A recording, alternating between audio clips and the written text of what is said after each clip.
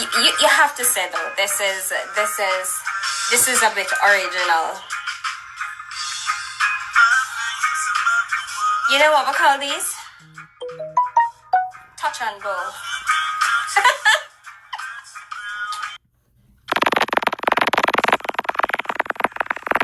You don't know his stories. There has to be a journey for him to get there. And tonight, it's testimony time.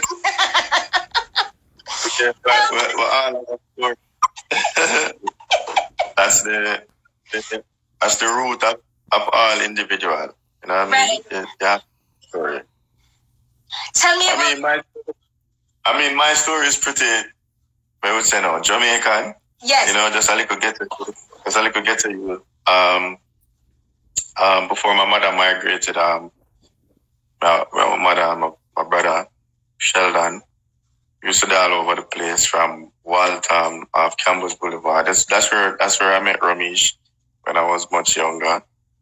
And Waterhouse, McKinley Crescent, Olympic Way, we're there everywhere, you know.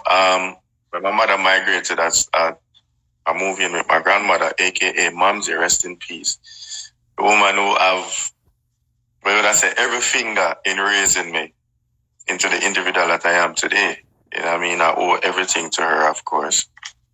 I think it's safe to say she molded an awesome man, and I am happy, I'm proud to say that, you know, because she's my hero, regardless of the fact she's not here in flesh, but she's here in me spirit and all our knowledge that I passed on. But before all of that, the same little garrison thing, man, you know, sleep on ground, sleep on cardboard, not have no food to eat.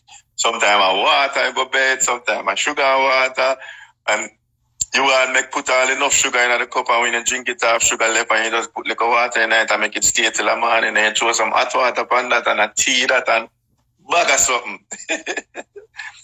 You know?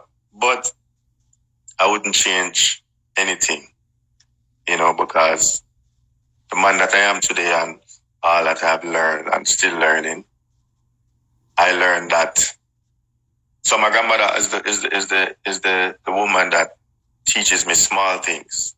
She instilled the principle of appreciating the littlest things, because it's the small things is really the big things. Because that day when she said to me, don't ever forget that small words make big words. So appreciate the small things. All of those little things she instilled in me, you know. But the hungry days, them did nice. Because I chewed up. Yeah, man. You're going to have to elaborate on that. Well, the hungry days, them know when there's no food. This is before I started living with my grandmother, because my grandmother was grandmother, godmother, everything, you know what? Right. So she used to travel and go and look for her kids, them like my aunts and uncles, and spend months in the States. And when she come back to Jamaica, she would just spend a few months and leave again. So I never get the chance to even say, all right, I'm going to live with Mom's. We used to visit, spend weeks and days, but I always go back home. So, you know, the struggle with mom and, you know, the landlord themselves need them rent, and, you know, the whole embarrassment, and you're behind on your rent and bills, and see your mother ball, because all of them little struggle there. Yeah. Them thing there's like a tambourine ball. All of the sugar in one, and you just know, say, all right. Yeah. The day I get the opportunity to have a better life, make a better life for myself, I want to always remember these things. So all of them little things there is what mold me in the individual that I am today. You know what I mean? From, like I said to you, the hungry days are the now I'm no than all of that. No, my mother migrated early, and I used to spend some time with my cousin them, and we used to do beer foolishness. Won't get into it, but beer foolishness. Young and fool. Yeah. And something crazy took place, and I saw my grandmother cry for the first time and said, I must come and live with that. And that's fine. That was it. Wow. Start living with my grandmother. Yeah. We talked about everything. Learn how to cook, wash my own clothes, tidy up the room. The morning regiment was spread your bed, tidy up your room, don't leave no cup or no plate at the sink. All of the liquor, you know? I remember that. I remember that. You know when the liquor you don't like wash plate. Nobody like wash plate. Listen, man, but and you better make sure so when they come home, there's nothing in the sink or else beating for you. can't go bed because when I started living with my grandmother, it was me and my cousin Sean. Right. So we couldn't leave nothing in the sink. Nothing couldn't leave. Yeah. Start living with my grandmother now, and things start getting a little better now. Good. No. I remember when I started high school and I said to Mamsi, I want to help with the school fee. She said, well, you got to help with school fee. I work. I said, no, but I could get a job after school. Yeah.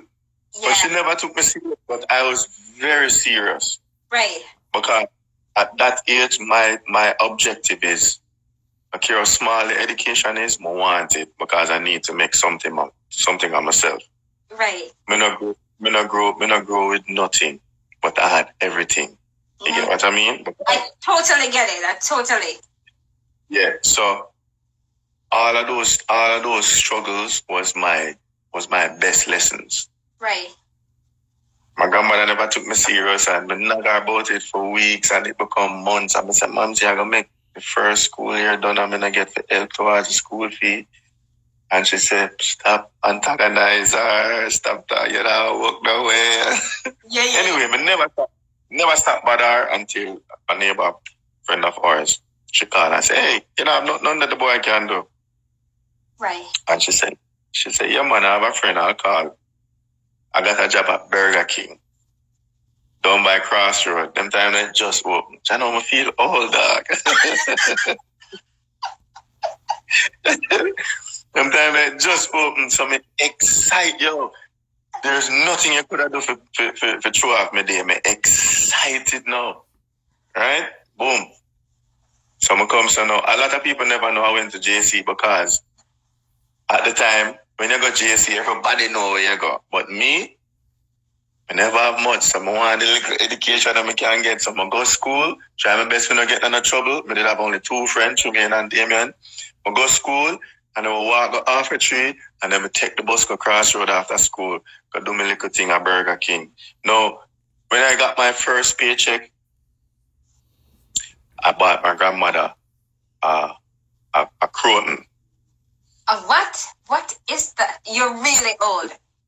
Sorry, I'm not supposed to. I shouldn't say that.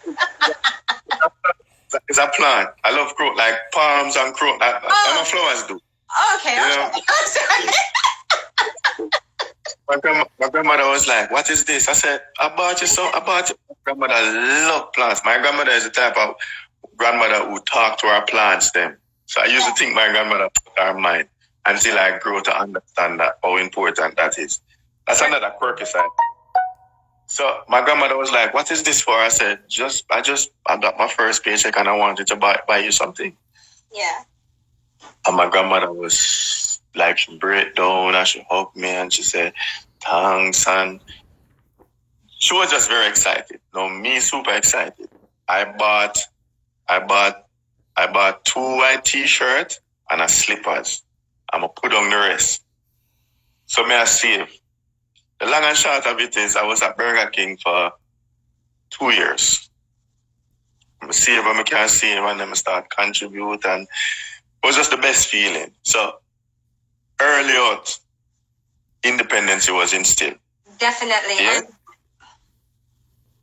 And I remember when I started saving now and my grandmother said to me, more lessons. Everybody who know me knows I'm talk about my mom's a lot because she is my hero. She is the greatest philosopher I know. Yeah. And I will never stop saying because everything that she used to tell me when I was younger and even older, I live to see it and I instill it and I see the result. So the next lesson was anytime you get any money, 2 things I want you to do. Save 10% of it. 1, 2, pay yourself. Whether you're going to buy yourself a t-shirt, a sweetie, something. But make sure it's something that you